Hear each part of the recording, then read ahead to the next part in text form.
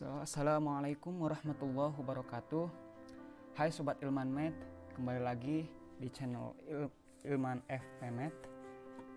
Jadi pada pertemuan kali ini Ilman akan memperkenalkan materi persamaan kuadrat menggunakan PowerPoint interaktif sebagai salah satu bahan ajar pembelajaran matematika. Jadi di sini Ilman punya PowerPoint materi persamaan kuadrat. Di sini Ilman akan menjelaskan salah satu materi matematika yaitu persamaan kuadrat. Langsung saja kita mulai. Di sini Ilman punya tombol, disuruh diklik, dan di sini ada KD dan KI, kompetensi dasar dan kompetensi inti, materi dan evaluasi. Karena kita akan belajar dulu materi, maka kita jangan dulu ke evaluasi, kita lihat dulu sebentar KD dan KI. Nah, jadi di sini Ilman punya kompetensi inti dan kompetensi dasar serta indikator pencapaian kompetensi dari materi persamaan kuadrat. Ini bisa kalian baca sendiri. Terus Ilman membuat PowerPoint ini dengan tema sedikit estetik gitulah ya. Jadi bisa dilihat di sini ketika kita mengklik shortcut ini akan berganti slide-nya. Langsung saja kita masuk ke materi persamaan kuadrat. Persamaan kuadrat adalah persamaan yang variabelnya memiliki pangkat tertinggi sama dengan 2. Pangkat tertingginya itu sama dengan 2. Adapun bentuk persamaan kuadratnya adalah AX kuadrat tambah BX tambah C sama dengan 0.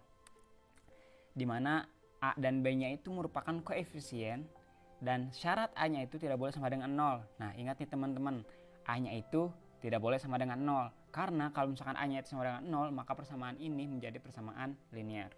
Terus X-nya di sini merupakan variabel dan yang terakhir C-nya itu merupakan konstanta.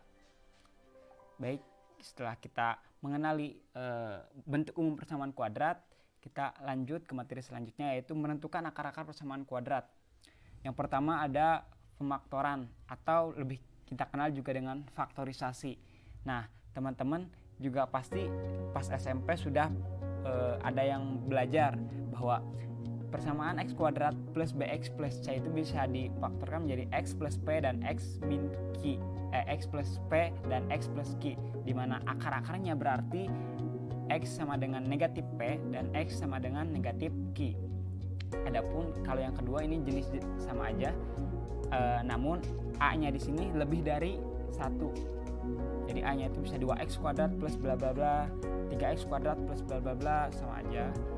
Dimana X1-nya min P dan min Q per A atau ini. Terus juga yang ketiga, tipe ketiga ada yang C-nya itu sama dengan 0. Jadi konstanta, nggak ada konstantanya sama dengan 0. Jadi kan syaratnya hanya A-nya itu tidak boleh sama dengan 0. Jadi kalau konstantanya sama dengan 0 itu masih boleh, bisa disebut persamaan kuadrat. Nah, kalau misalkan kita ketemu persamaan kuadrat yang jenis seperti ini, AX kuadrat plus BX sama dengan 0, berarti kita faktorkan X-nya itu kita keluarkan.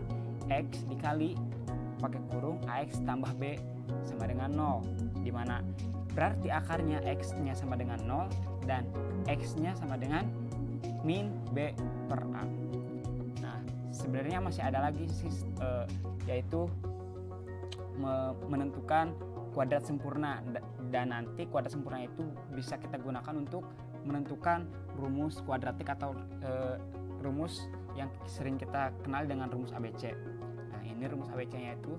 Jadi rumus ABC ini kalau misalkan kita tidak bisa menggunakan pemaktoran dan melengkapkan kuadrat sempurna, maka kita harus menggunakan rumus ABC ini atau kita sebut dengan rumus kuadratik. Nah, rumusnya itu X12 atau X1X2 sama dengan min B plus minus akar B kuadrat min 4AC per 2A.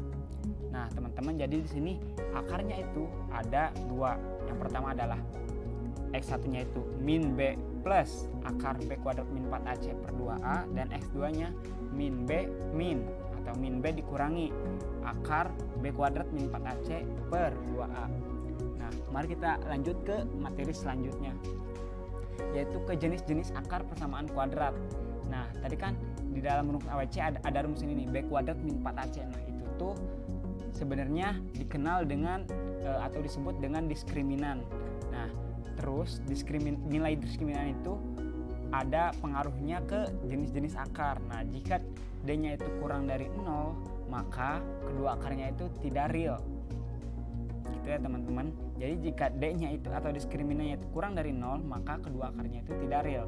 Kalau D-nya itu lebih dari 0, maka kedua akarnya itu real dan berbeda. Dan jika D-nya itu sama dengan 0, maka kedua akarnya itu real dan sama, jadi kembar gitu. Terus juga di sini Ilman punya beberapa rumus yang bisa kalian hafal. Misalkan X1 dan X2 atau hasil jumlah akar. X1 kan misalkan di persamaan AX kuadrat tambah BX tambah C itu akar-akarnya X1 dan X2, maka hasil jumlah akarnya X1 dan X2-nya sama dengan min B per A. X1 X2-nya atau hasil perkalian akarnya berarti C per A.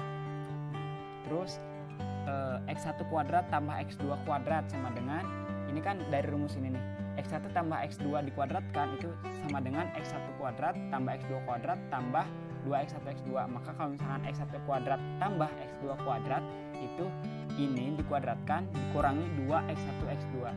Bisa kalian hitung sendiri juga sih. Terus ini X1 pangkat 3 tambah X2 pangkat 3 sama dengan X1 tambah X2 dipangkatkan 3 dikurangi 3X1 X2 X1 dikali X1 tambah X2.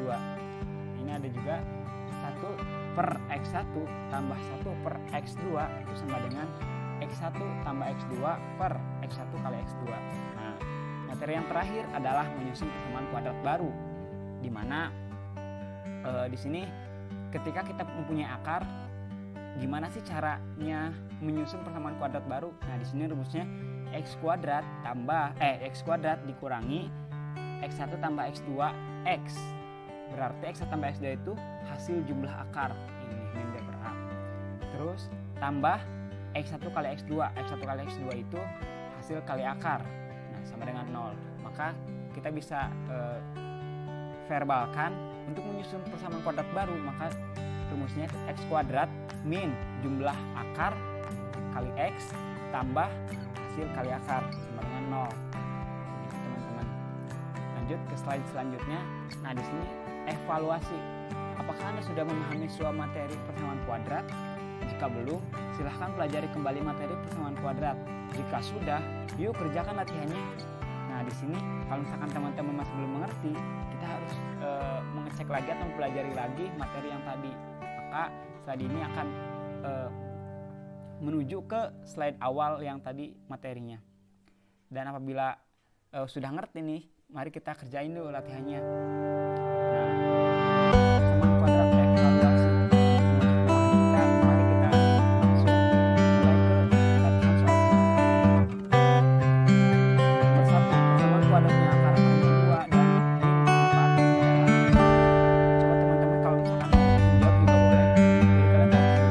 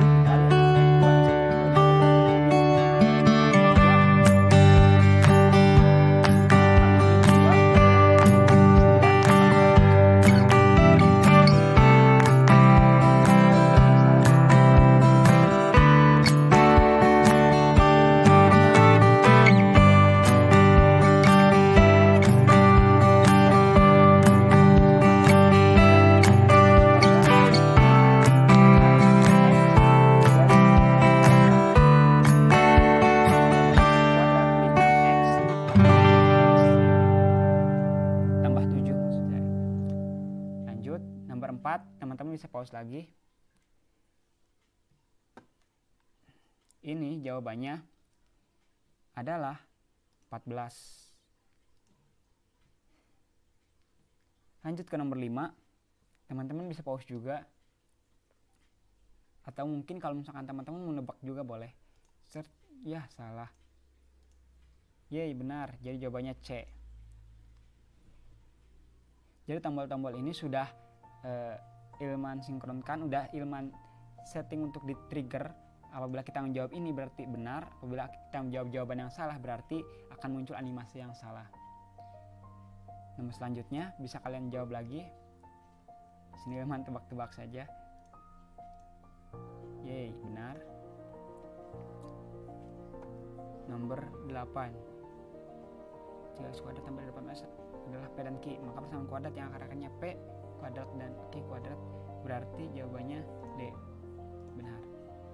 Nomor 9, persamaan kuadrat 2x kuadrat min 3x tambah 4 sama dengan 0 mempunyai akar-akar x1 dan x2. Persamaan kuadrat yang akar-akarnya ini dan ini, berarti jawabannya B. Yeay, benar.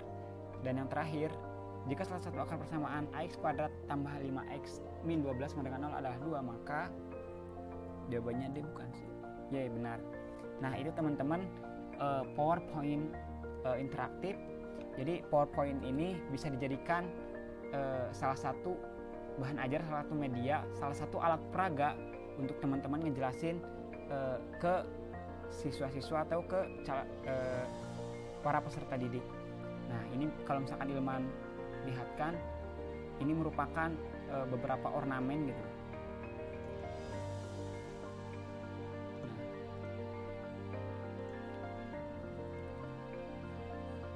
Terus juga ini yang di awal, ini juga ada beberapa ornamen yang Ilman taruh, dan Ilman berikan beberapa animasi dan juga trigger. Jadi teman-teman bisa menjadikan PowerPoint ini sebagai istilahnya alternatif lain lah selain kalian mengajar di depan papan tulis. Jadi kalau PowerPoint yang Ilman buat ini, kalau misalnya diklik-klik tanpa di luarnya, tanpa di tombolnya, itu gak bakal di ke next slide. Tapi jika Ilman ke tombolnya maka akan keluar KD1, KI, langsung masuk ke materi yang dituju.